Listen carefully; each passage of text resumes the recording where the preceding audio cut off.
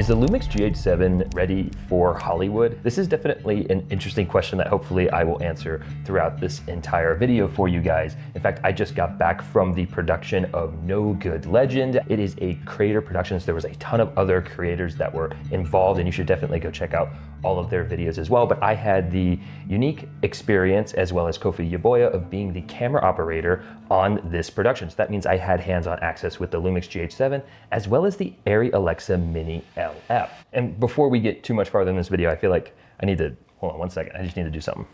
I thought I'd just get a little bit more into character for you guys if we're gonna be talking about a Hollywood Western after all. But really, let's talk about the Lumix GH7 and that unique feature that it has that actually makes it somewhat make sense to have on a Hollywood production like this. And that's going to be that ARRI and Lumix actually collaborated on giving the GH7 access to ARRI Log C3. Now this is a huge deal because ARRI Color is by far the leading choice in color in Hollywood. Basically, any of your favorite films that you've seen over the past few decades have mostly all been shot with ARRI cameras. And there's a reason. The color on ARRI cameras is just fabulous. And in fact, I've gone through looking at a lot of the footage that we got with No Good Legend, and I can also say now that I've graded ARRI Log C3 for myself, it grades fantastic. And it's not like they just are applying a LUT over Vlog to make it ARRI Log C3 or some sort of a conversion. They actually work directly with the Lumix engineers, the ARRI team, to make the color the same at every ISO as well. Because if they're gonna put their name on it, I think they wanted it to be as good as it possibly could. So we're definitely going to get more into that in a little bit. But the first thing that I wanted to talk about was how we rigged up both of these cameras on set. And I actually have a clip that I can cut in on set of us talking about how we rigged them up, because they're both similar in a lot of ways, but also pretty different because we had to make the Lumix GH7 work for production.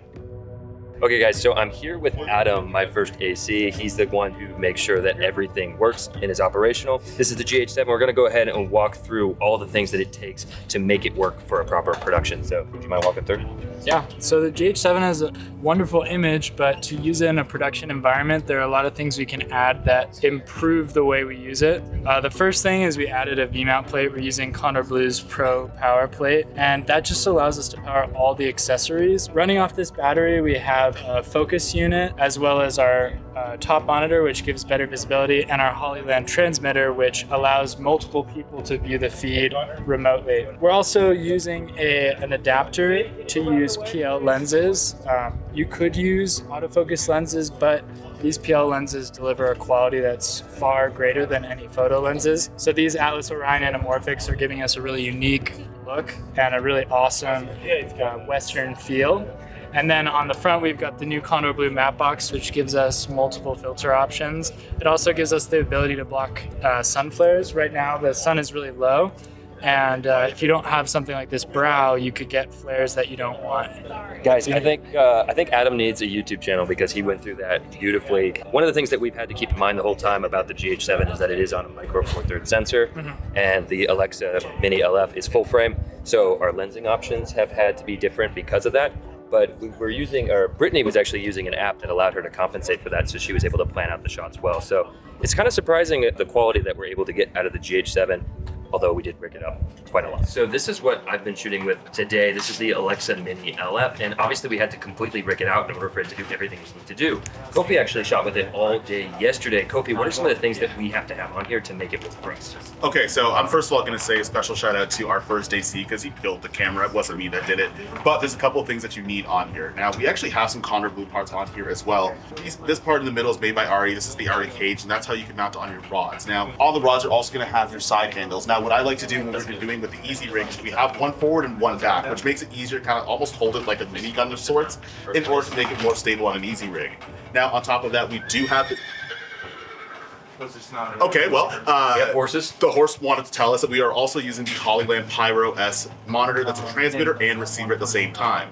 So not only can it transmit a signal to our focus pullers to make sure we're pulling focus properly, but also you can use this as a receiver as well if you want to use this as a focus pulling monitor. Now on the back here, I'm not going to take it off, but it is on a Condor Blue battery plate. We actually are using gold mount batteries. Now you guys might be used to V mounts. Gold mounts I find are a little bit more secure, especially on bigger rigs. Whereas V mount batteries, if you apply enough pressure at the bottom, you can pop that battery right off of the plate.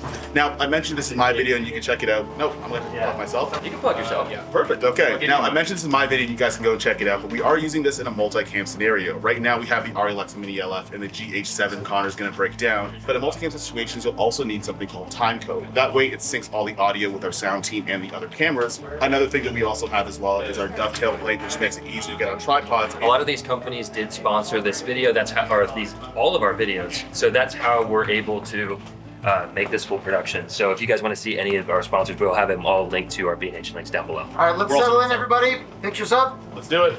Roll sound.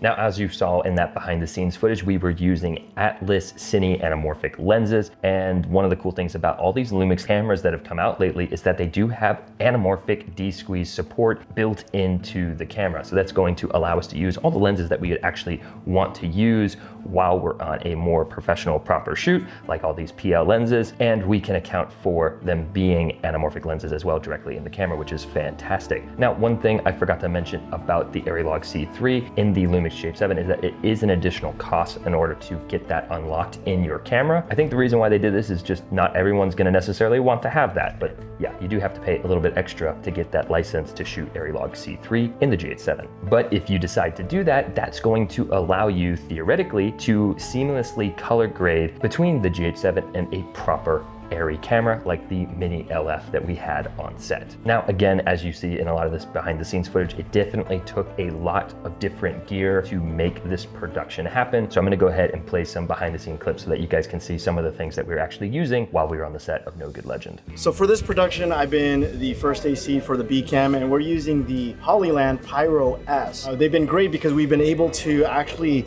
have 3 of them, actually 4 running at the same time. Also, this is a new monitor that just came out, which is freaking sick. You've been using it, right? What do you think about it? It's actually really awesome. I like how it's all built into one. Right. And it can be both, so I can use this to transmit out if I need to. So we have the same monitor on the Alexa. Right.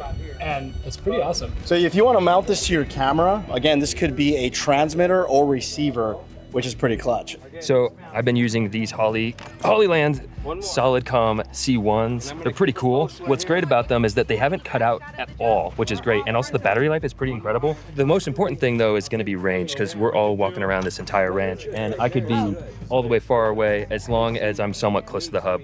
They all work great. So yeah, these things are awesome. Now let's go ahead and get into the weeds here and do some side-by-side comparisons between the Lumix GH7 and the ARRI Alexa Mini LF when it comes to actual image and color. Obviously, they are very different when it comes to body and design. I think if you're shooting on a proper production, the Alexa has a distinct and clear advantage by being just simple and easy to use. So when we go ahead and pull up 2 different clips here, one with the Lumix GH7 and one with the ARRI Alexa Mini LF, the thing that is definitely noticeable is that they look pretty damn good side by side. Again, they're both shooting the same color science, so theoretically we can color grade them more or less the same way. The thing that we definitely noticed when going through the footage though is that they tended to push a little bit magenta and a little bit extra saturated on the Lumix GH7 compared to the ARRI Alexa. Also, another thing to note is that you're going to lose a little bit of dynamic range with the GH7 versus the Alexa. I think it gives you 2 extra stops of dynamic range compared to the Lumix GH7, and it's something that you can notice. However, if you are controlling your lighting, like the wonderful Brady Bassett did for us on set, that is much less of an issue. How's it going? This guy is super arrogant, man. Fuck. We're shooting inside this saloon right now. And I saw that, Kofi.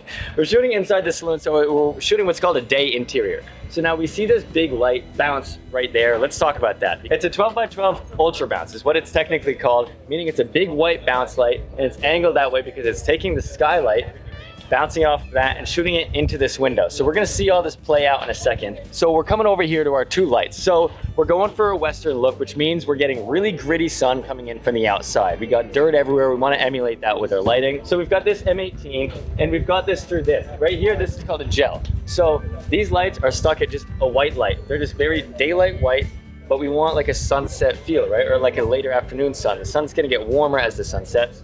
So we're putting it through what is a quarter CTO gel. So this just warms it up a little bit to start to get that subtle golden hour look, like it's 3 p.m. light type of deal. It's a Nanlux 2400B. So B stands for bicolor. Notice that there's no gel in front of here. We can just go into this ballast and drop it down to about 4,500 Kelvin. So that's our sunlight. We've got hard lights coming in here through the window, because it would be really dark if the light was just coming in here and falling away. We've put bounces right here as well. So this is what is called unbleached muslin. Unbleached muslin is just a different type of fabric that is often used by like Roger Deakins in films. It's a type of diffusion material.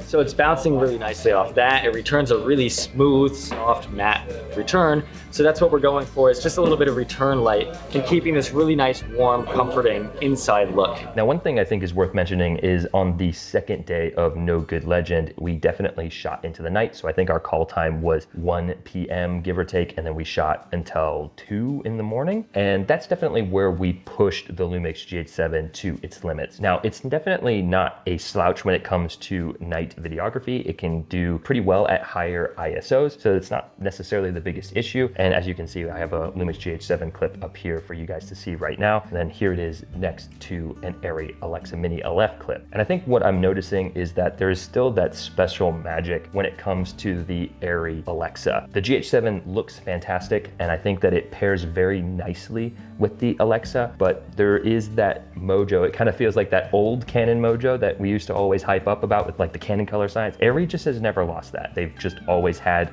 that Mojo. And it's cool that we're getting a taste of that in that Lumix GH7. I think that that is incredible, but it's still another tier when you're talking about on the proper ARRI Alexa camera. So is the Lumix GH7 ready for Hollywood? I think it definitely has a place that it could be used. The question is, will they actually do it? Because Hollywood has these insanely massive budgets, $200 million or whatever. It's honestly absurd. So are they actually going to care about saving some money on the camera? Maybe, maybe not. I do think that the GH7 could potentially be used as a drone camera or maybe as a crash camera, because you don't want to use your much higher end cameras in those kind of situations. So maybe that's where it could be used in Hollywood. But really, where I think that the GH7 is going to be most useful is on a tier lower than Hollywood, which is going to be us YouTubers, it's going to be commercial filmmakers, it's going to be music videos, whatever you're doing. It's just going to allow you to access that ARRI color for a much more affordable price. Now, one thing that I didn't mention is that all of the music in this video, as well as in the actual No Good Legend short film, is from Audio, who is one of the sponsors of this production. And you could, of course, just go into their website and find really cool Western music by just using their search engine, or you can copy a link from either Spotify or YouTube, paste that into their link match AI software, and then it'll find you songs that are similar to the song that you enjoyed on Spotify. So that's definitely a unique feature that Audio has. If you guys want to try out that really cool feature for yourself, definitely use my link in the description, because they're actually offering a pretty hefty discount if you use my link, which is honestly pretty cool. So thanks to Audio for sponsoring this production. So yeah, thank you to all the sponsors for No Good Legend in making this whole thing possible. I think all of us as creators were pretty stoked to be a part of something a little bit bigger than ourselves, and we're hoping to do more of these in the future. So definitely subscribe to this channel, as well as all the other creators that were involved in this. I think we're all really excited to do more of these as we can. I'll have the No Good Legend short film linked down below in the description for y'all's convenience, or maybe you could just click on it right here.